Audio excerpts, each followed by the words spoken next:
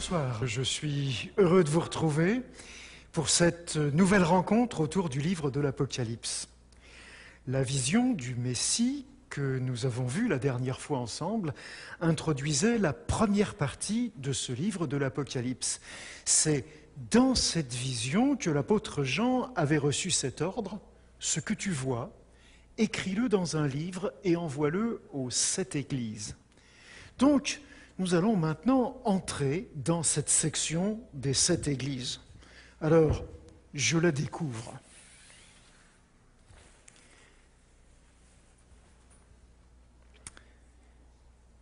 Cette section, en fait, elle est relativement facile à lire.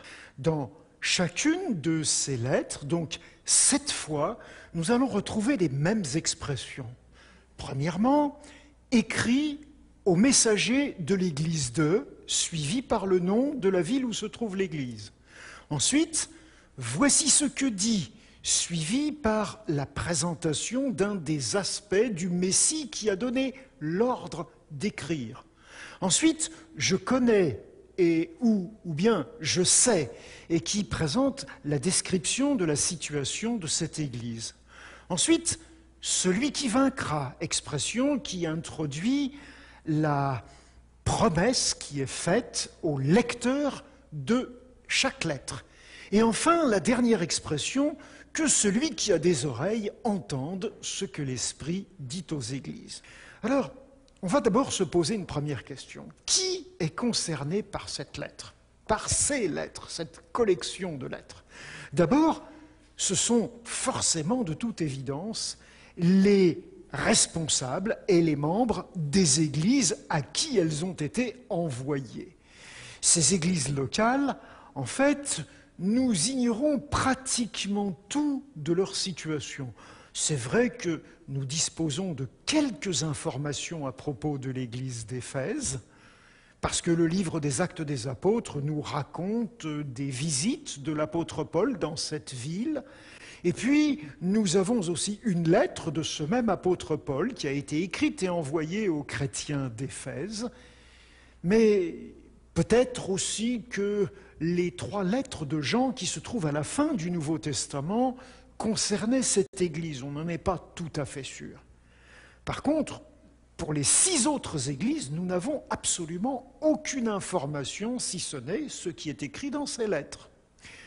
Pourtant, il y a plusieurs autres villes de cette région dans lesquelles il y avait des églises chrétiennes à cette époque et qui ne sont pas parmi les destinataires de ces lettres. Il y a par exemple la ville de Troas, qui est mieux connue sous le nom de Troie. Vous savez, l'histoire du cheval de Troie racontée par Homère, le grand poète grec. Et puis il y avait aussi la ville de Milet, la ville de Colosse ou la ville de Hiérapolis. Chacune de ces villes avait une église chrétienne. Pourquoi ne sont-elles pas destinataires de lettres? Donc, ça fait partie de questions à nous poser.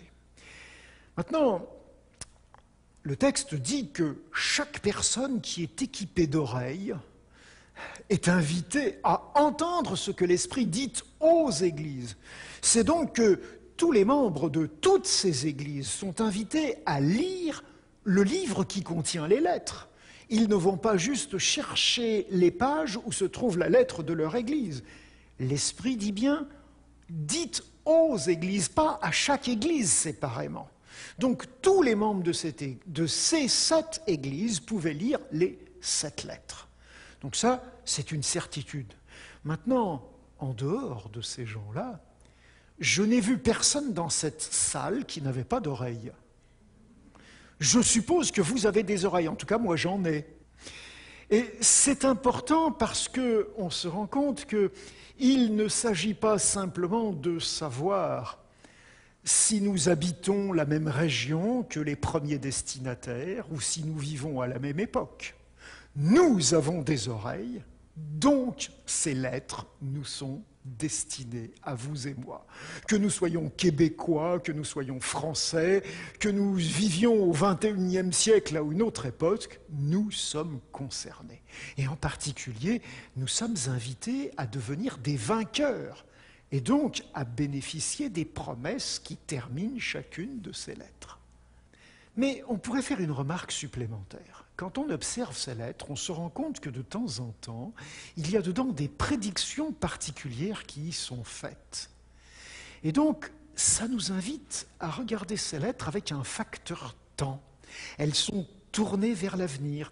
Et puis surtout, on remarque que dans des expressions qui sont utilisées dans presque chaque lettre, Jésus, qui est l'auteur, celui qui dicte à Jean ces lettres, annonce qu'il va venir. Et chaque fois, ces annonces sont formulées de façon très différente. Il va dire, par exemple, aux chrétiens d'Éphèse, « Si tu ne changes pas radicalement, je viendrai à toi. » Et vous remarquez que c'est au futur. Si nous passons à ce qu'il dit à Pergame, il va dire « Change radicalement, sinon je viendrai à toi bientôt. » Si on avance encore et qu'on lit ce qu'il dit à Thyatire, il va dire « Ce que vous avez, retenez-le jusqu'à ce que je vienne. » Et vous remarquez que le verbe là, il n'est plus au futur, il est déjà au présent.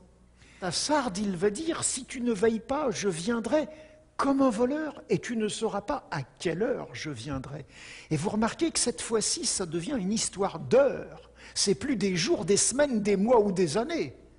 C'est des heures. À Philadelphie, il va dire au présent « Je viens bientôt ». Et quand on arrive à la dernière lettre, carrément, il nous dit « Je suis à la porte, je frappe, je suis là ».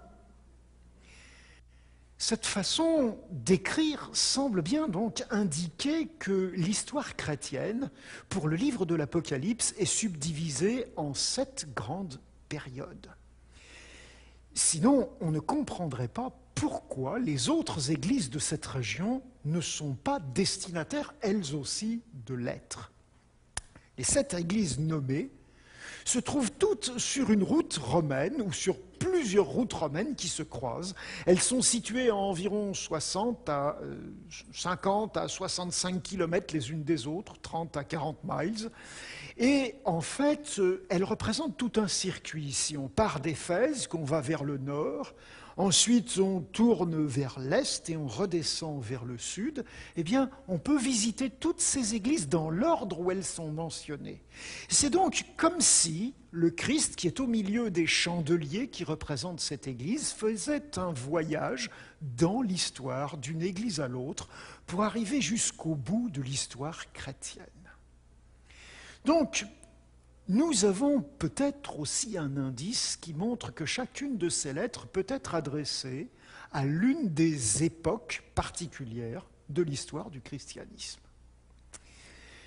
Maintenant que nous avons vu cette première question, quelles sont les préoccupations du Christ pour écrire? Pour quelles raisons est-ce qu'il écrit? On va constater qu'il a 3 grandes préoccupations. La première, c'est l'état de la vie spirituelle de ces églises. La deuxième, c'est l'enseignement qui y est donné et donc les pratiques qui en découlent. Et puis la troisième, ce sont les souffrances que ces églises endurent. Alors on va les prendre successivement et on va regarder chacune des lettres. À l'église d'Éphèse, lorsqu'il parle de vie spirituelle, il va la féliciter pour sa persévérance. Mais il va lui faire des reproches parce que cette église a abandonné son premier amour. Quand on passe à l'église de Smyrne, en ce qui concerne sa vie spirituelle, il va lui dire qu'il connaît sa pauvreté, mais ce n'est qu'une pauvreté apparente, parce que c'est une église qui est riche. Alors peut-être les gens de Smyrne étaient-ils pauvres matériellement, mais ils avaient une certaine richesse spirituelle.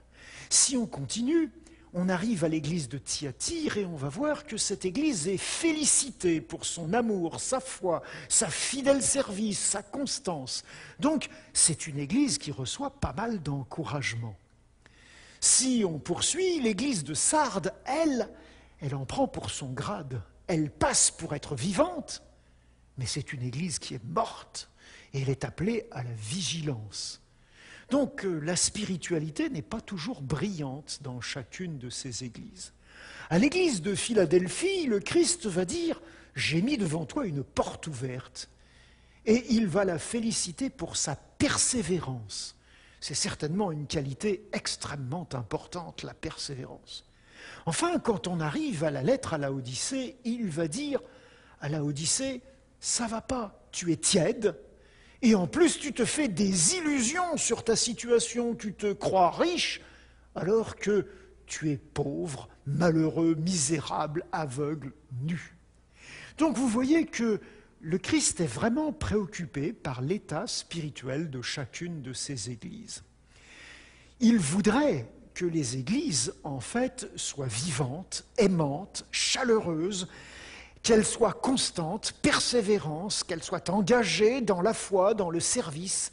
C'est ce qu'il attend à la fois de moi et de vous. C'est ce qu'il attend de chaque chrétien. Et lui seul peut nous donner en fait la force de grandir dans ce domaine de croissance. La deuxième préoccupation, c'est celle de l'enseignement.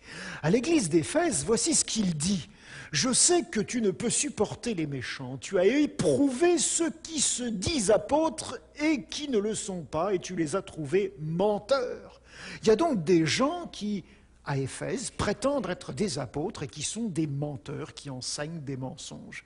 Et puis ensuite, il va dire que cette église, elle déteste les œuvres des Nicolaïtes et que lui, le Christ, les hait aussi. Alors c'est vrai qu'on est un petit peu frustré parce qu'on ne sait pas vraiment qui sont ces Nicolaïtes, qui sont ces apôtres menteurs. On ne sait pas quels sont les enseignements qu'ils donnaient. Et donc, nous devons rester un peu perplexes face à ces informations. C'est vrai que les Nicolaïtes seront à nouveau mentionnés dans la lettre à Pergame, ce qui nous permettra peut-être de nous faire une idée un peu plus précise à leur sujet. Mais ce qui est important pour nous, c'est de retenir qu'il peut y avoir aujourd'hui aussi, parmi les chrétiens, des gens qui enseignent des choses fausses, qui ont des comportements nocifs et dangereux. Il est donc important que nous soyons attentifs, que nous exercions notre discernement pour savoir reconnaître le vrai du faux, le bon, le constructif de ce qui est mauvais. Si nous avançons à Pergame, on va dire ceci. J'ai quelque chose contre toi. Tu as des gens attachés à la doctrine de Balaam qui enseignaient ceci et cela. Et puis de même, tu as aussi des gens qui sont attachés à la doctrine des Nicolaïtes. Alors c'est vrai qu'on ne sait toujours rien de spécial à propos des Nicolaïtes, mais, excusez-moi, à partir du moment où on a ce « de même » et la même formule attachée à la doctrine de, on peut se demander si la première formule ne décrit pas d'une façon imagée ces Nicolaïtes. Qu'est-ce que c'est que la doctrine de Balaam? Alors, pour le savoir, il faut tourner les pages de nos Bibles et aller dans un livre qui s'appelle le livre des Nombres, qui est le 4e livre des 5 premiers de la Bible, ce qu'on appelle la Torah ou la loi de Moïse. Et dans ce livre, on nous raconte qu'un prophète qui était un araméen, donc qui n'était pas du tout un israélite, avait été mandaté par un roi du peuple moabite pour faire du tort aux Israélites parce que ce roi avait peur. En effet, les Israélites sortis d'Égypte, on est à peu près 12 siècles avant notre ère, passaient tout près de la capitale de Moab, dans le territoire des Moabites, pour se rendre vers sa terre promise. Et le roi avait peur que ce peuple-là fasse du tort à son propre peuple. Il va donc chercher Balaam et va lui dire « Tu vas te débrouiller pour que ce peuple soit maudit. » Et Balaam va prononcer des oracles qui seront des bénédictions. Alors il va trouver un stratagème, parce que Balak lui a promis beaucoup d'argent. Il va organiser une grande fête en l'honneur d'un dieu de cette région-là de l'époque, où il va y avoir une fête, mais qui soit à la fois une fête religieuse et une fête orgiaque. Et il va envoyer les jolies filles du coin qui vont réussir à faire tomber les Israélites dans le panneau. Et c'est ce qui s'est passé. Et peut-être bien que les Nicolaïtes étaient des gens qui fonctionnaient comme ça. Il y avait en effet à Pergame un culte voué à l'empereur extrêmement fort, des gens qui insistaient pour ce culte et qui disaient, sans doute aux chrétiens, vous devriez aller aux fêtes, aux festivités qui sont organisées en l'honneur de l'empereur. Et donc là, eh bien, il y avait aussi des célébrations religieuses, mais dans ces fêtes, des comportements moraux pas très catholiques, on dirait, hein, mais compromettants pour les chrétiens.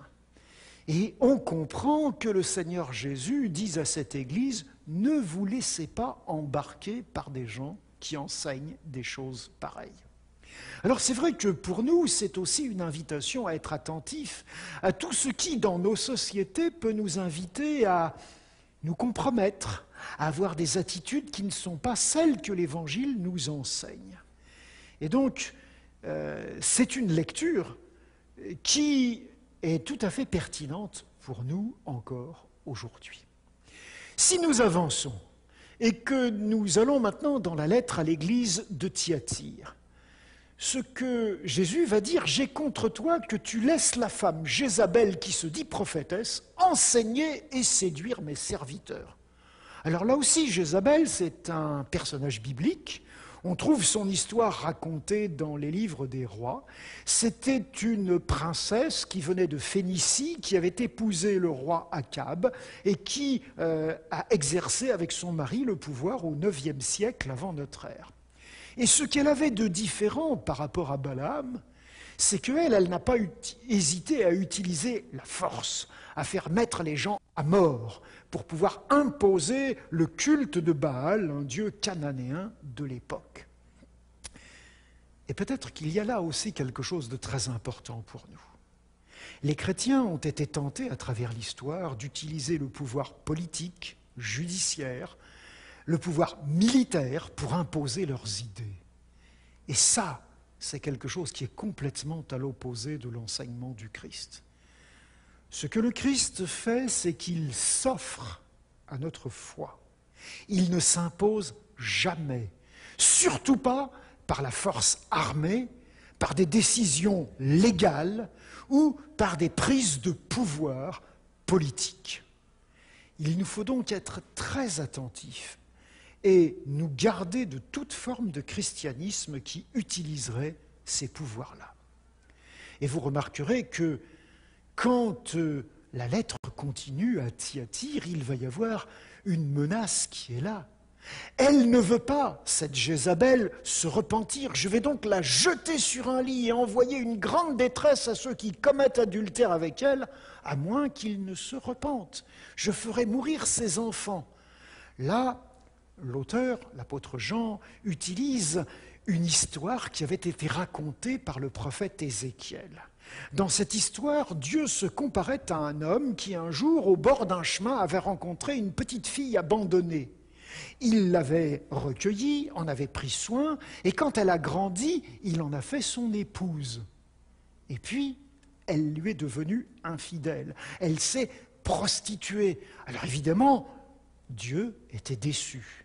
Et par cette image, il racontait, le prophète Ézéchiel, l'histoire d'un peuple que Dieu a choisi et qui lui a été trop souvent infidèle.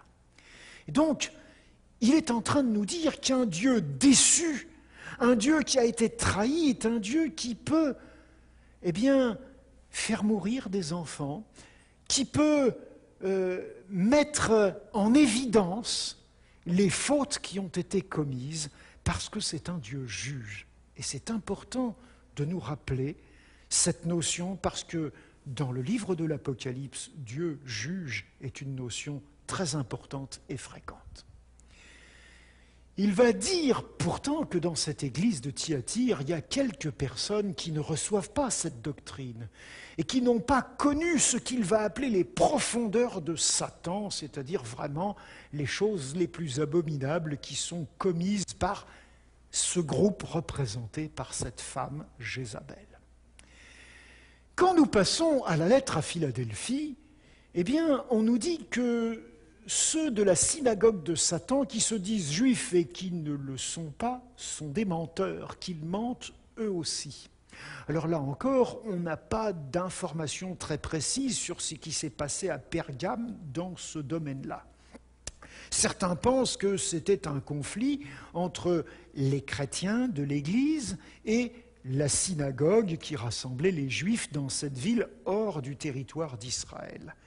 Mais ce n'est pas sûr du tout, parce qu'il y a eu aussi des chrétiens judaïsants qui voulaient imposer leur point de vue dans les églises, et donc ça a créé des conflits à l'intérieur de l'Église chrétienne, et donc on ne sait pas avec exactitude qui est visé dans cette déclaration.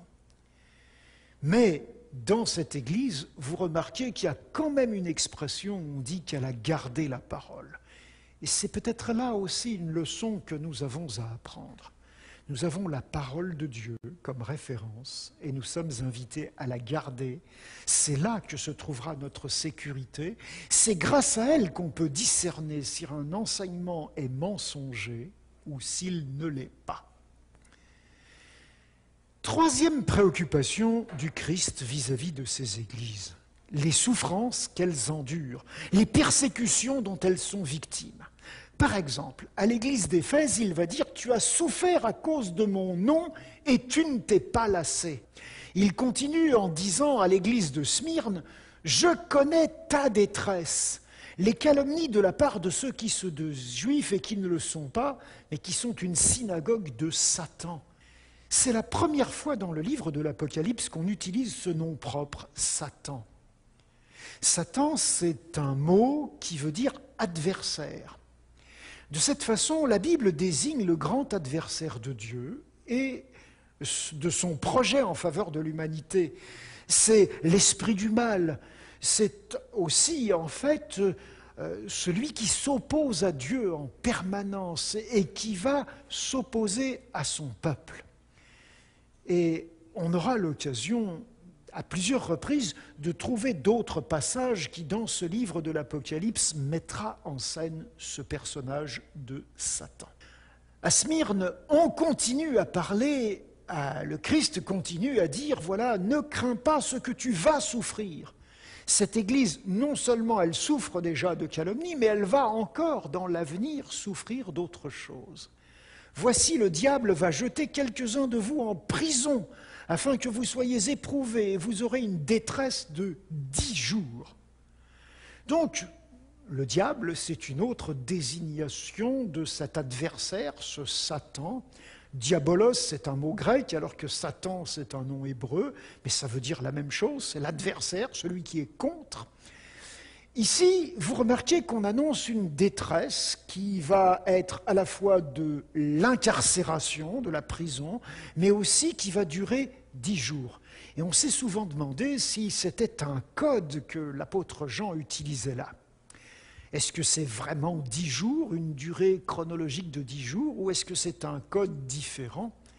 Alors c'est vrai que dans la littérature apocalyptique, et en particulier dans le livre de Daniel, on trouve des codes chronologiques comme ça.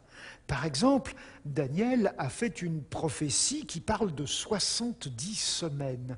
Et il emploie un mot qui veut dire que ces semaines ne sont pas des semaines de jours, de 7 jours, mais que ce sont en fait des semaines de 7 ans. Et donc, ce code que Daniel utilise semble bien vouloir dire qu'un jour, dans ce qu'il écrit, correspondrait à 1 an dans la réalité vécue. C'est pour cela que certains ont pensé qu'il y avait là une allusion à une persécution particulière que les chrétiens ont subie au début du IVe siècle. Lorsque Dioclétien était empereur à Rome, eh bien, il a fait des décrets qu'il a promulgués et qui ont vraiment mis les chrétiens en grande difficulté entre les années 303 et 311, pas tout à fait 10 ans, mais presque. Alors certains ont vu une allusion à cet événement. Si nous poursuivons, on voit que l'église de Pergame, elle aussi, a des souffrances. Parmi ces souffrances, eh bien, on dit qu'il y a même un de ses membres qui a été mis à mort. Antipas, à l'église de Philadelphie, voici ce qu'il va écrire.